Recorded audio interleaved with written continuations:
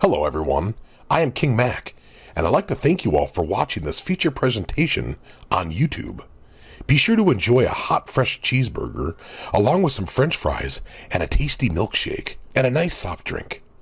Thank you all for watching, and here is our feature presentation of TTBurger Remastered game reviews on YouTube.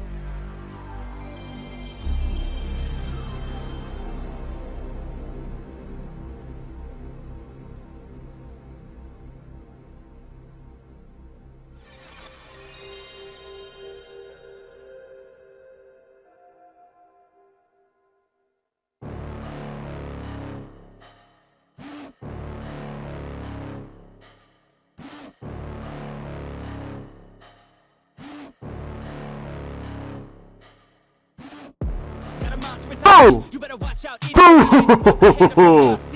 Did I scare you?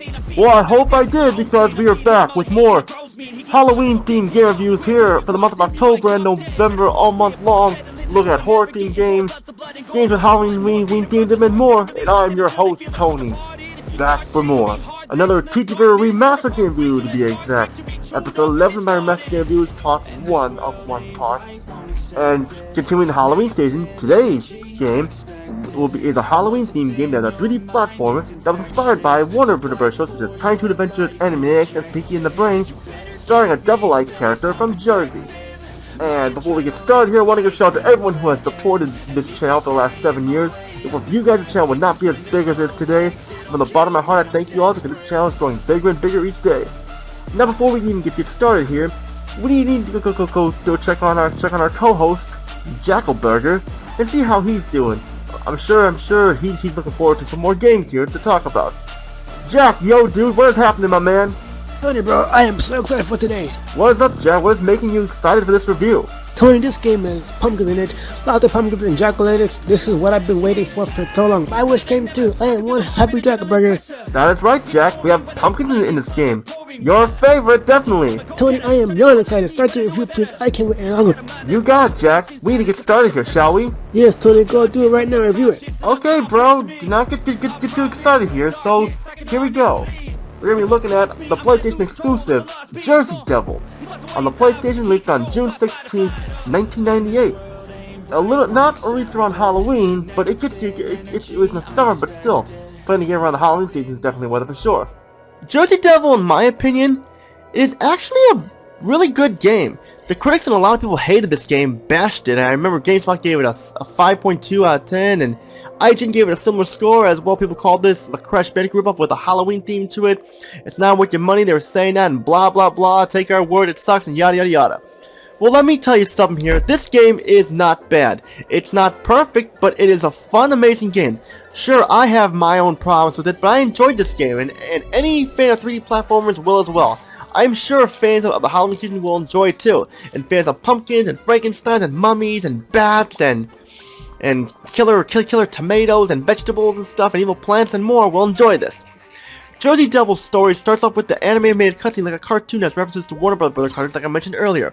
The story starts off where we see a mutated humanoid pumpkin named Dennis who enters Dr. Narf's lab, where he shows him something that he found, which is the main character, the devil, whom he plans to dissect in order to study him. But Dr. Narf realizes his scalpel blade is ruined thanks to Dennis rushing in with the cage and everything, and he must go get a new one, and keeps Dennis in charge of watching the infant here, which is our main character, the Jersey Devil.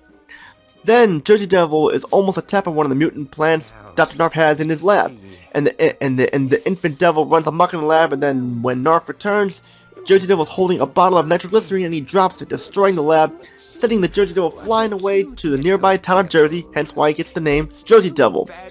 Then years later, the town has gone to chaos thanks to Dr. Narf's mutant vegetable monsters running amok, terrorizing and kidnapping the residents of Jersey, New York, and now Jersey Devil must stop Dr. Narf and Dennis and rescue the civilians being held hostage in each level, and destroy all the nitro boxes and blow up the labs and defeat the bosses and save Jersey. Story I really enjoyed. I like how it has references to Pinky and the Brain, Animaniacs, Tiny Toon Adventures, and more, especially because, you know, Dr. Narf was named after that catchphrase Pinky says, Narf! Yeah, Rob Paulson there. You were awesome as Pinky and stuff, definitely in that show. But we gotta continue here. Although, like I said, I do really enjoy the story. I loved it and everything. I have one problem. And that's Jersey Devil lacks personality. He does not talk at all, so we know nothing about him. And sadly, opening cutscene, he just doesn't have any personality whatsoever. He's just a mute protagonist, which it could work. But here, you'd like to know more about him because the characters like Gex and Croc and Crash didn't have a voice, we didn't need one, but he had supporting characters around him who taught him and stuff. But here, barely anybody talks to Jersey Devil except for like Dr. Narf and the bad guys and stuff, so we really don't have personality to him. And Dr. Narf and Dennis have personality where they are evil, and Dennis is evil and stupid. I'm sure Jackalburger will love this because Dennis is a dumbass pumpkin jack-o'-lantern. Jersey Devil has really good graphics. The Jersey Devil model looks fantastic and fits the Halloween setting, and Dr. Narf looks badass along with the dumbass Dennis, and the enemies look cool too. A huge variety of different creatures like the mutant plants, mummies, Frankenstein, killer pumpkins with bombs, killer pumpkins that bite you, and more. The stages are the best part because all the Halloween themed levels have big differences like spike traps in your cage, wooden floors that break in a haunted mansion, sewer tunnels with toxic water, haunted museum where the exhibits come to life and attack you, and more. Even the hub worlds are awesome too because you have surprises for you each time you explore these hub worlds. The lighting is very fitting for the Halloween theme as well, making everything creepy and more. The game's frame rate is smooth as a bird with no slowdown whatsoever.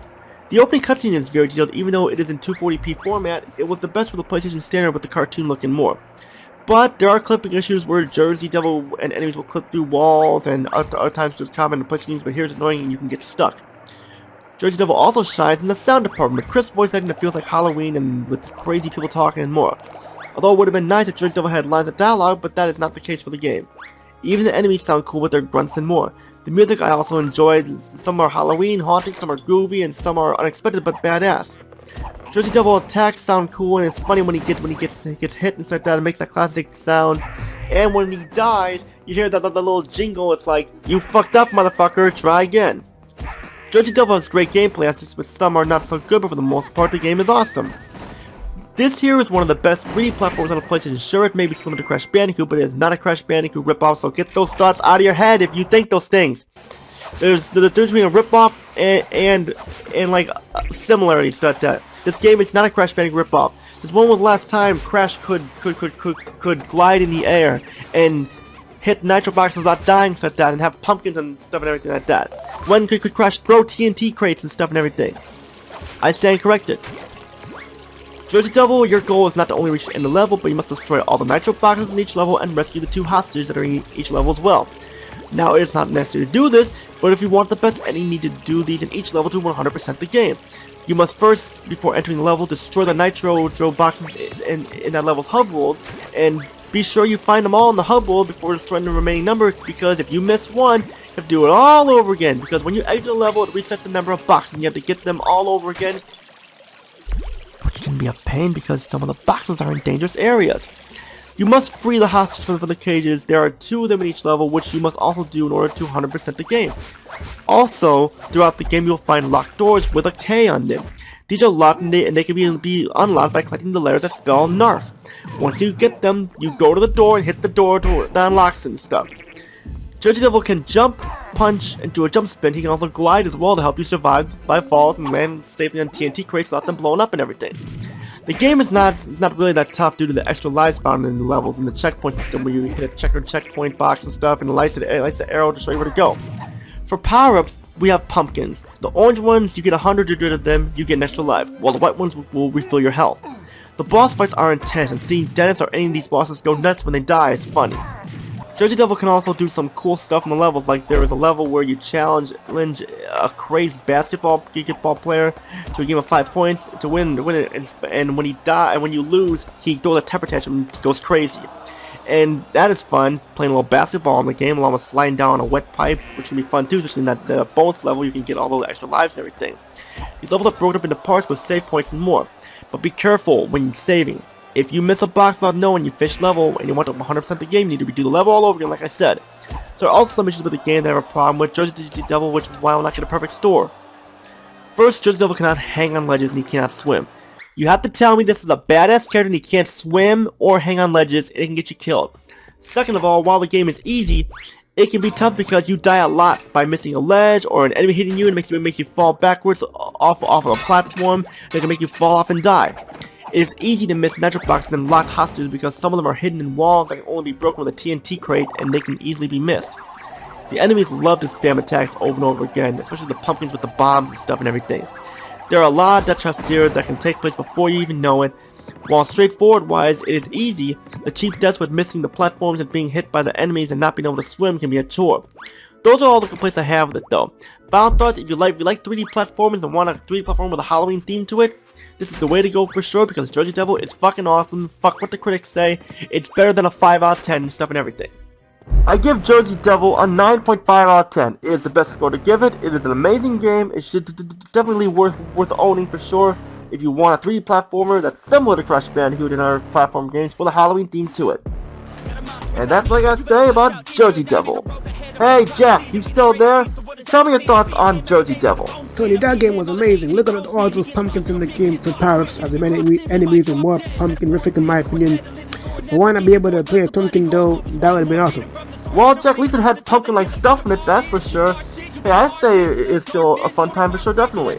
Yeah, but I wish we had pumpkin playable, but I do want to play this game, Tony. This was the coolest game so far this Halloween season. Makes me hungry for my wife Jacqueline's delicious homemade pumpkin pie. Tony, looking forward to more Halloween fun-filled videos. We eat the pumpkin pie every year on Halloween. So what is the next episode about, Tony? More pumpkin-related stuff? Well, I cannot tell you yet, Jack. It is a surprise. Now let's go until next episode, bro. Alright, Tony. Well, I have to have dinner with the missus. I have to go now. See you next time, Tony. Looking forward to more Halloween fun-filled videos. Alright, see you next time, Jack. That's pretty much all I gotta say for this episode of my Remastered game reviews.